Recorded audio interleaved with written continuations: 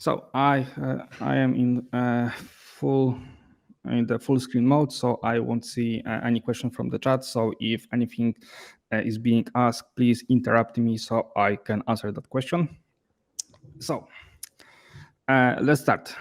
So as you may have heard, my name is Adrian Hetman. And today we'll be talking about, we're trying to answer the question, are smart contracts haunted?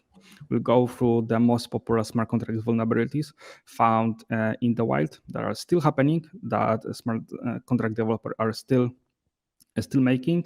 And the list and the categories are also made based on the bugs that we receive on Immunefi. So agenda for today, well, I will do a short intro about myself.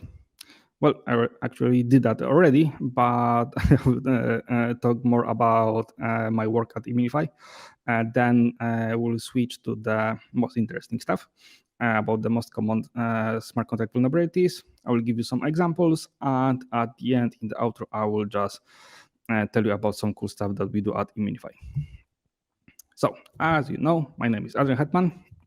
I'm a DeFi triager at Immunefi. And if you didn't understand what I just told you, and you didn't understand sentence DeFi triager at Immunefi, let me help you. Immunefi is a bug bounty platform that has over 250 projects on it.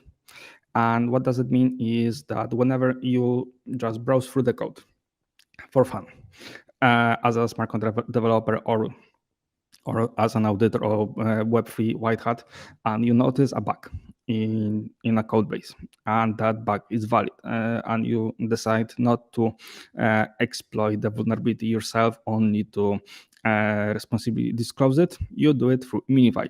We receive the report. Myself, as a DeFi triager, I verify the report from a technical standpoint, then escalate it to the client, and if everything is all right with the bug, meaning that it is valid and that there's funds at risk, maybe not always, but that's one thing to look for, then you get paid for that. Yes, you get, maybe not we, but our clients' projects pay you for finding bugs in their protocol, in their different application, and we pay. We go from $500 or $1,000, which is okay, but we have bounties up to $10 million. Yep, we have actually right now two bug bounties on our platform, one from MakerDAO, another one from Wormhole, that can pay up to $10 million when you find a critical vulnerability in there. And if you're thinking, okay, that's maybe just a PR stunt, nope, that's this isn't just a PR stunt, because we actually help to get hackers paid over a few $1 million already in one bounty payout. For example, Polygon twice paid our white hats $2 million in rewards. And is pretty awesome if you tell me. And apart from working as a triager, I also do some content creation for Immunefi. You may notice some various Twitter threads on Immunefi account. That's me. And also, if you read some of the bug fix reviews on Medium page, or some explainers about, for example, signatures or layer 2 technologies, that's also been written by me. And as I said in previous areas, I work as an auditor and as a smart contract developer. But enough about me. I know some kind of a person just to talk about me. Let's jump into the what you really came here for. Let's talk about the common smart contracts vulnerabilities. I gave three categories: unsafe external calls, usage of spot price, and authentication issues. The unsafe external calls really incorporates a couple of the issues like reentrancy calls, or, for example, the strength of the implementation code of a proxy. Usage of a spot price It also incorporates a few vulnerabilities, but mostly it's talk about using of the spot price and what harm can it do to you. And with authentication issues, I just show some examples of missing modifiers or missing verification of the color. And all of the examples that I'm going to talk about are taken straight from the bugs that we receive on Immunefi and that people actually get paid for. And remember, these bugs are still in many code bases, so listen carefully. Because you, at the end, if you understand everything and you start digging for bugs, and you may find any of these bugs probably in some of our projects and get paid. So, as I said, there are multiple types of unsafe external calls, but let's first start what external call really is.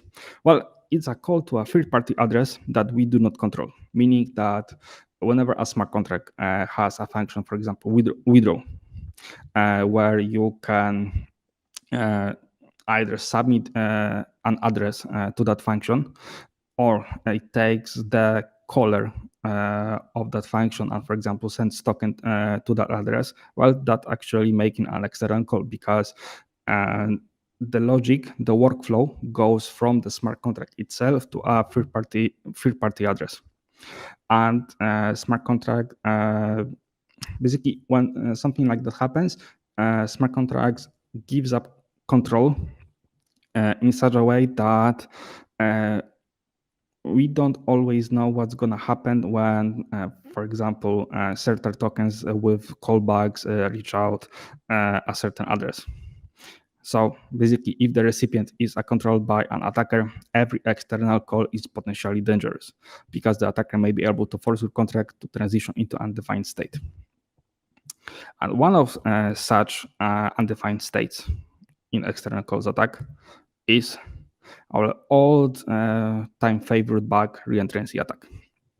Basically, it's an attack where a malicious user recursively calls a vulnerable function to steal funds.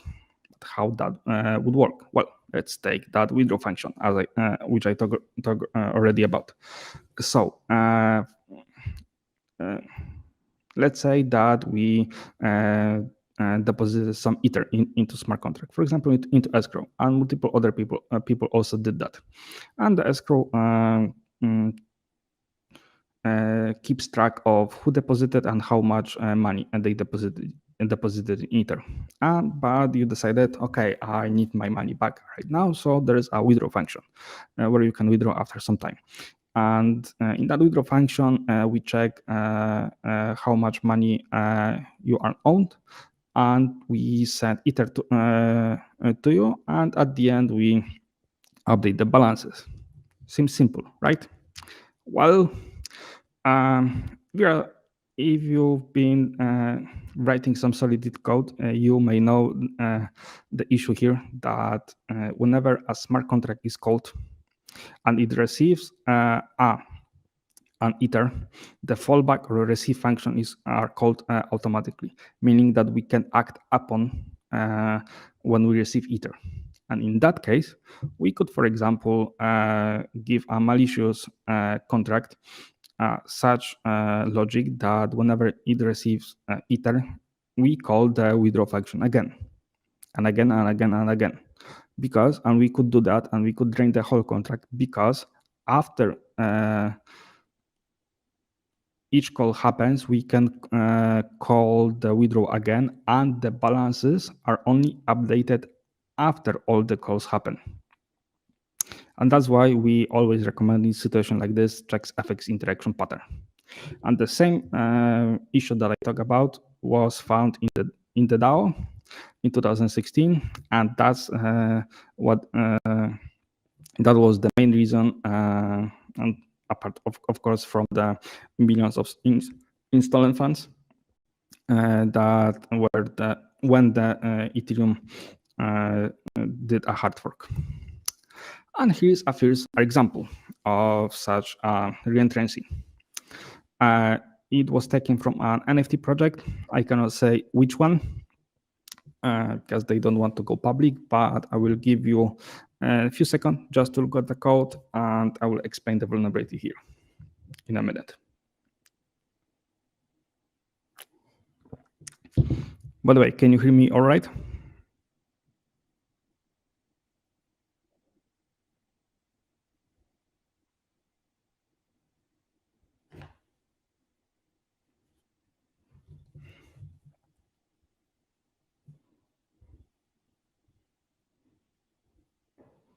Okay, so the exact vulnerability here is exactly the same that I just described, meaning that we read some information here, we calculate the pending variable, basically how much shares is owned to the user. We safely transfer those tokens to the caller, and then we update the user reward depth, which is also used to calculate the pending. And don't be fooled by the name of the safe token transfer, because it's nothing safe in that function, because what really is happening is that that project use wrap ether as a token, but when we were sending tokens back, we weren't sending wrap ether. The project was unwrapping ether and sending plain ether back. So the exact same thing happened as with the DAO hack. Basically, anybody could create a malicious contract that upon receiving ether just calls harvest again and again and again just to drain the contract. And White Hat, who reported that, received 15K for reporting that bug. And when you look at the code, it's quite obvious what you can do.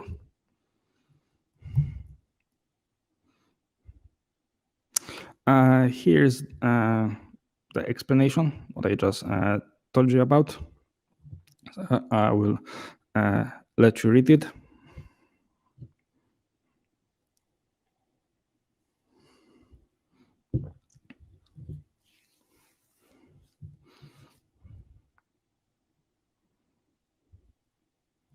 Okay, moving on. The next type of vulnerability. But before I go, let me just check. Yes, everything is right, because I didn't want to talk just to myself, because I know this presentation. Okay, initialize proxy bug. This is one of my favorite bugs because I really like digging into it, and I have a blast writing one article for that exact bug. So, but before we go into bug itself, let me explain to you what a proxy is. Well, a proxy is such a smart contract that redirects all the calls to an implementation contract.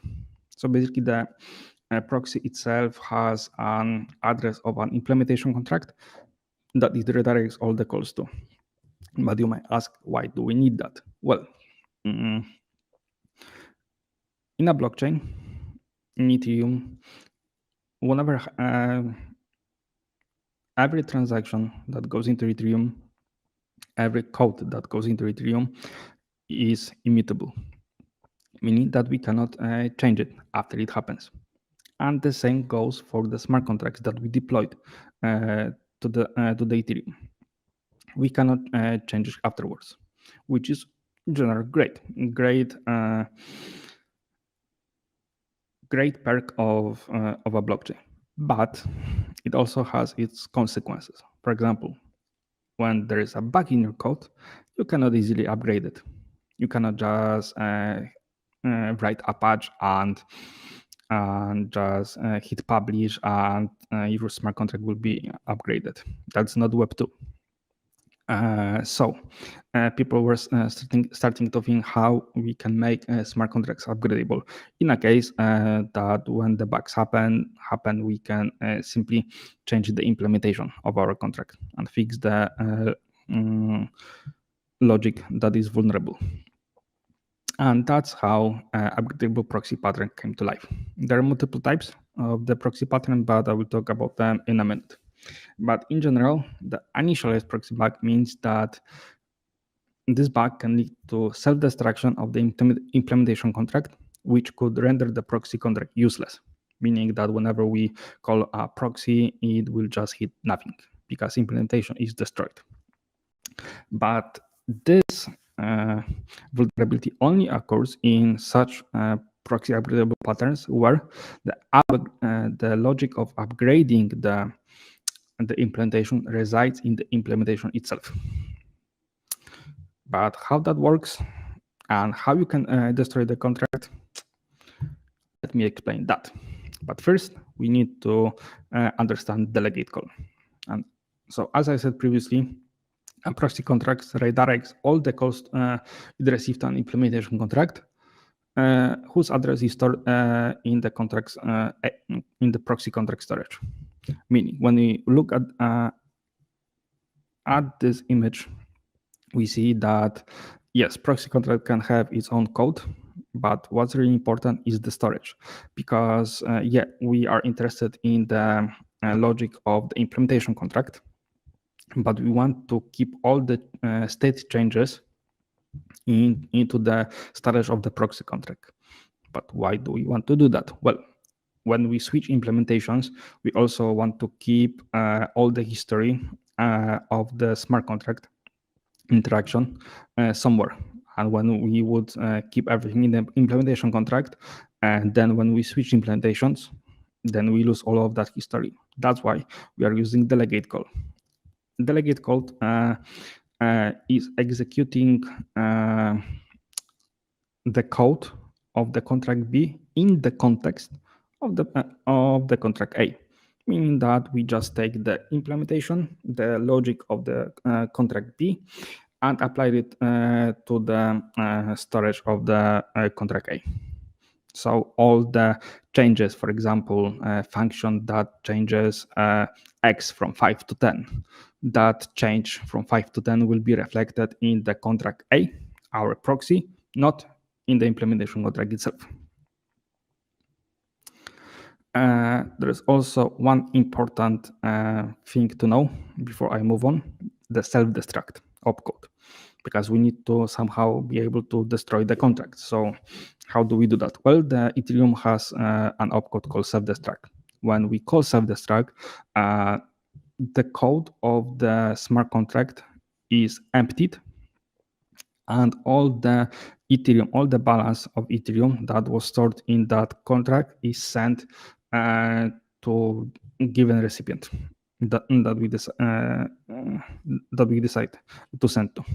So if, for example, let's say a contract A has a function called self-destruct that calls self-destruct, then after the transaction finishes, we won't be able to call that contract because it's no longer there. Keep that in mind because it will be important. And let's now move to our first, just glancing at the time. Okay, still plenty of time to talk. The first example is OpenZeppelin UPS initialized proxy bug. Before I dive into that, let me first tell you about the two most popular proxy upgradable patterns. The first one is transparent proxy pattern, and second one is universal upgradable proxy structure, I believe. The UAPS shorthand is really, I always struggle to remember the whole name of it, but yeah, there is an TPP proxy pattern and there is UAPS proxy pattern. The transparent proxy pattern is such a proxy pattern where all the logic of upgrading the implementation contract is in the proxy itself.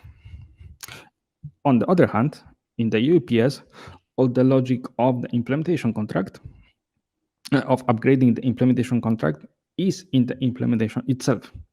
So, and proxy just redirects all the calls to the implementation contract and acts as a storage of the implementation contract itself.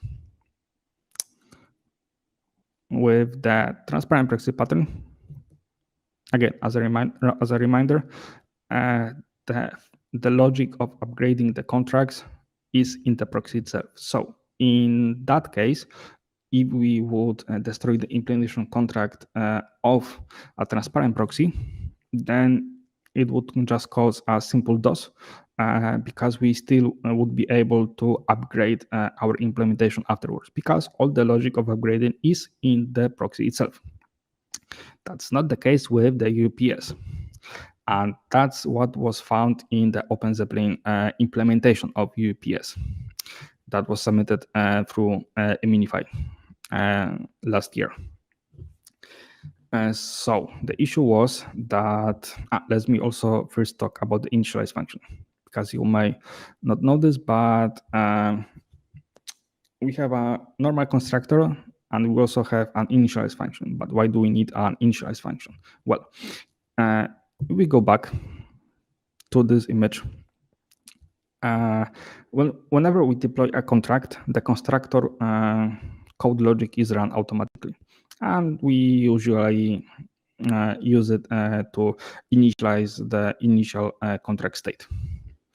With a proxy, that's okay. But when we, for example, want to initialize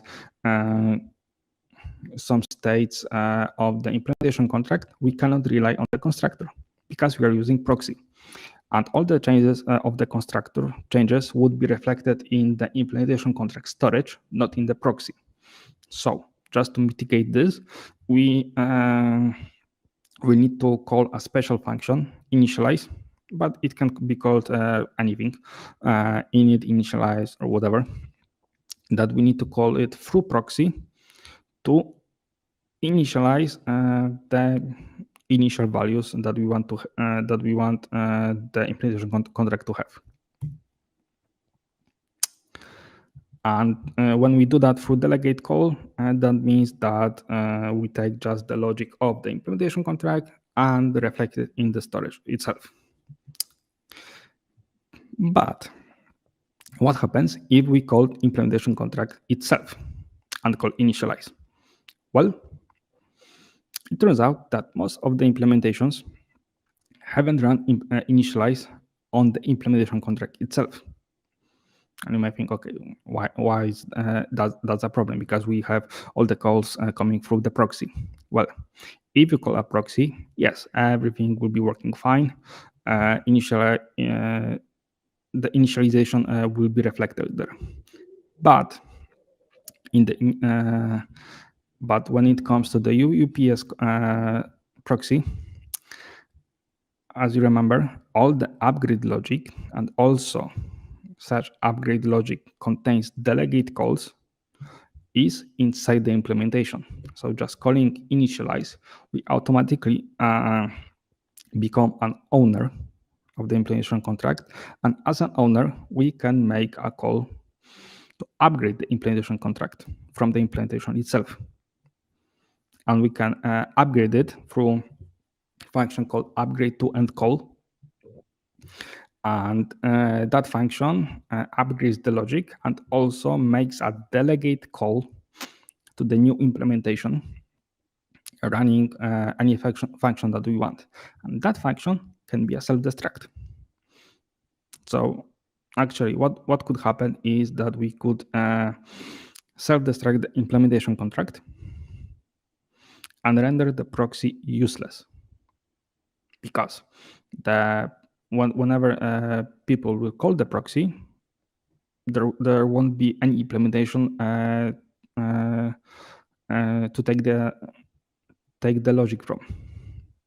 And we couldn't upgrade the proxy because the upgrade logic was in the implementation itself. And White Hat got, I believe, 25K for disclosing this bug through Immunefi, but I'm not certain about that. So I will need to go back and confirm that.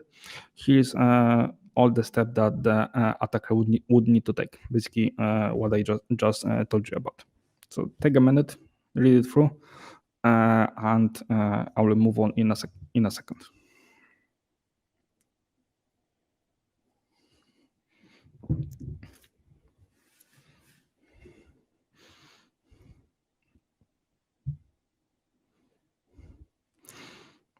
And remember, the slides of this presentation will be shared afterwards. So if you don't manage to read it all through, don't worry, slides will be shared with you. Okay, moving on. We actually got a very similar submission for the same issue, but not found in the OpenZeppelin UPS implementation, but in a proxy that the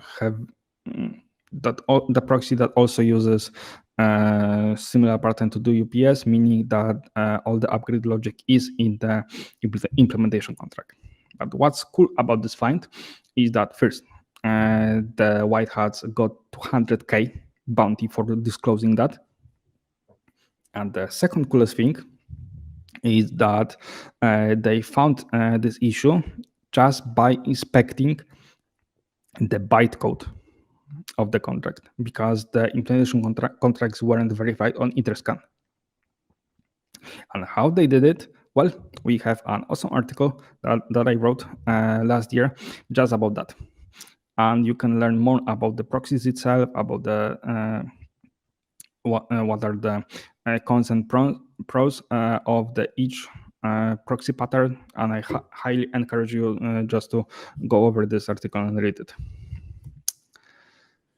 Okay, now we're going to the second category, spot price usage. But before we we talk about the spot price usage, let's first talk about the price oracles and what they are. Well, the price oracle is a tool used to view the price information of a given asset. We mostly use a price oracle just to knowing what is the current Ether price. For example, in DAI or in any other token that we're interested in. And there are two major types of oracles. There is an on-chain oracle and there is an off-chain oracle. And the off-chain oracles for example, a Chainlink. Chainlinks is a network of trusted verifiers and nodes that gives you an update. Gives you an information whenever called upon about the current price or any other information that you're interested in. The main issue is that it doesn't contain all the information about all the tokens. So whenever we are interested in a certain token that isn't listed in the Chainlink, we can use on-chain oracle, meaning that we rely on a constant products AMMs like Uniswap version 2 or version 3 or Balancer or any other AMM, like for example SushiSwap or PancakeSwap, etc., etc. And how do we get that price? Well, there's multiple ways to get that price. The most common and safe one is using a TWAP, meaning that's a time-weighted average price, meaning that we just take an average, for example, in the 5-minute or 5-hour window, and we check all the price fluctuation, and we just make an average out of that. But the second way of taking the price is just checking the current ratio of the two tokens. And basically that's how we also take the TWAP. We check the ratio of the two tokens. For example, if DAI ratio gives us the current price of an Ether. But if we check it that way, that we check the current price, the current ratio of the two tokens, well, that current ratio can be changed instantly. How? By usage of flash loans. Flash loans are a way to borrow a large amount of money from lending protocols like Aave or Bento Box, and the borrower pays a certain fee at the end. So, for example, you could borrow a 40 million DAI. But the caveat is that you need to return all that money at the end of the transaction that you just took that money. If you don't do that, the transaction will be reverted. And the flash loans are mostly used for some arbitration purposes, etc. But they can also be used to manipulate the pools of AMMs, and thus manipulating the ratio. And by manipulating the ratio, you manipulate the price.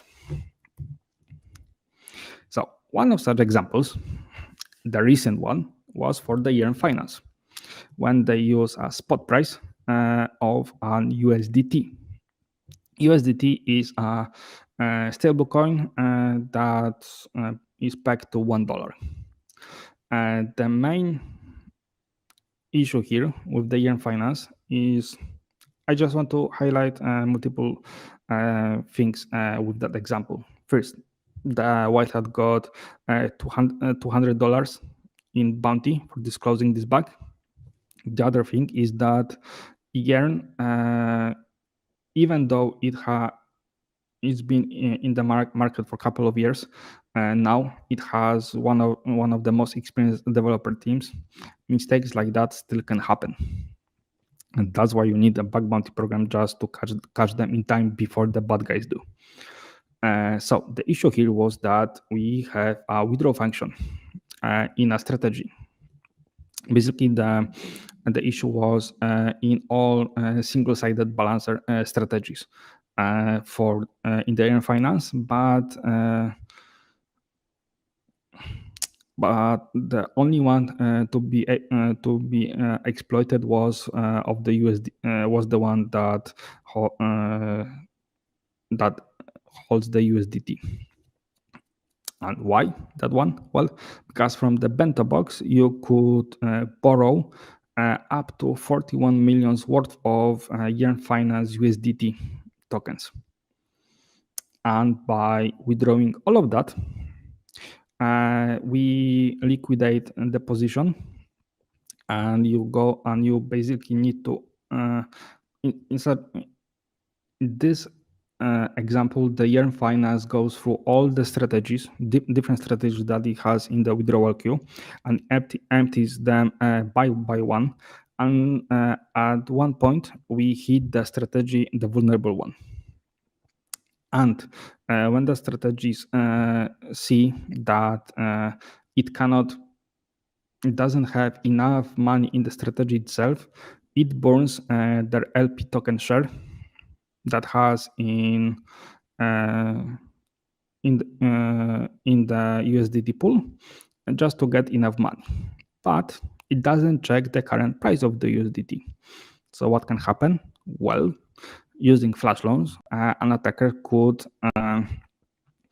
manipulate the pool of the USDT and DAI and change the ratio. And by changing the ratio, you change the price of the spot price. So how the attack went through? Well, we first need to borrow all the available IV USDT from bento box, and we also flash loan a lot of DAI. We use that DAI to buy USDT at balancer to imbalance the pool, and then in the first step we withdraw from the vault itself, and the withdrawal goes through different strategies, hitting the one that we really want to, and that strategy sells their LP tokens, meaning that when you sell your LP token, you get the proportion of what you invested. But if the pool is highly imbalanced, that there is a small amount of USDT and very high amount of DAI, when you're not burning, but you're selling LP tokens, you need to sell a much higher amount of those tokens just to get the USDT amount that you really want. And that's what happens. The strategies burn a lot of more LP tokens that it needs to, thus making the pool slightly less in balance, and we can come back and buy DAI back with our USDT. But as the pool is slightly more balanced, our USDT buying power is slightly is slightly more. So that means that we can buy way more of the DAI than we originally put in. We deposit back all the USDT back to the Yearn vault. We repay the flash loan, and we left with couple millions of assets at our hands that we just stolen. And again, for this bug, and this is the perfect example of a spot price usage and what can go wrong with that. A hacker got 200K, and we are still receiving some valid submissions for a spot price usage. The next example is for Enzyme Finance. I won't go much into details about that one because we have a bug fix review written about it. But what really is important is that price. Not the price, this function, which basically calculates the price of a token based on the balance of that token. Thus, taking maybe not using the spot price, but what's really interesting is that there was one token which you can manipulate the balance of. How? Well, but let me first explain what an Enzyme Finance is. It allows users and investors to create and invest in various funds. When you want to invest in a fund, we need to send the underlying asset of the fund to the vault. In return, users get shares that represent their part in the fund. But if there was a way to manipulate the price of a share that we're about to get and make that share less expensive, cheaper, we could get more shares of it. And at the end, we could later on balance back the share price and sell those shares at a higher price in the market. And Enzyme Finance had one fund that was vulnerable to this attack because the underlying asset, idle token, had a flash loan functionality, meaning that we could flash loan the idle tokens from the token itself. But when you flash loan a lot of money, you manipulate the current balance of that token, meaning that we could manipulate the tot NAV. And by manipulating that, we can make the price a lot of cheaper. Meaning that we can manipulate the share, the price share, and later on we could redeem the shares later on for the profit. But the whole issue is well described in the bug fix review, where we go into the details and explain what needs to be called in what order, because that one was quite complex to go into such details in this presentation. And the white hat got around 90K for that. Okay, lack of authentication, the last one. We're getting to the end. So I will just leave it as it is, because I believe it doesn't need any more explanation. Yes, the project had an on-pause function without any modifiers. So whenever a project decides to pause a contract because it finds some issue with it, anybody can just call an unpause and do whatever they want to, because there was missing only owner modifier here. And White Hat got $1,000 for that. And we still receive some missing modifiers issue on the Immunefi. The next one is a little bit more interesting. We have two functions. We have cancel order, which basically takes the different arguments, hash them together, creates a hash of them, and marks the order of that. It marks that order as cancelled. Sounds fine, right? But when we look at the match order, so for example, when a seller wants to finally make a sell, for their NFT. Then they need to provide all the signatures and also all the arguments for the addresses, for the amounts, etc. And that we hash them together. I simplified the code here, and we also check if the current order was cancelled. I mean, we check that if it is live. But what an attacker can do, it can wait in a mempool, basically checking every pending transaction on Ethereum. If they see a match order, well, they can just front run that transaction and submit cancel order and take all the arguments that we had in the match order, cancel that order, and when that function goes through, it will just fail at this, and the seller will just lose money. Maybe not lose money. I said it wrong. They will lose gas, and they won't be able to match orders anymore. And what the project could do in that case is just simply check if the caller of the cancel order is also the owner of the order itself. But they didn't do that, and anybody could call cancel order. Okay, and for that bug, I believe the white hat got paid $2,000, if I remember correctly. It was also a simplified. So, as we went through various examples of the most popular smart contracts bugs, I have just one question for you. Who wants to become a Web3 hacker? Because it can be really profitable to be one and to find bugs on Immunefi. If you just stick to the bugs that I just showed you,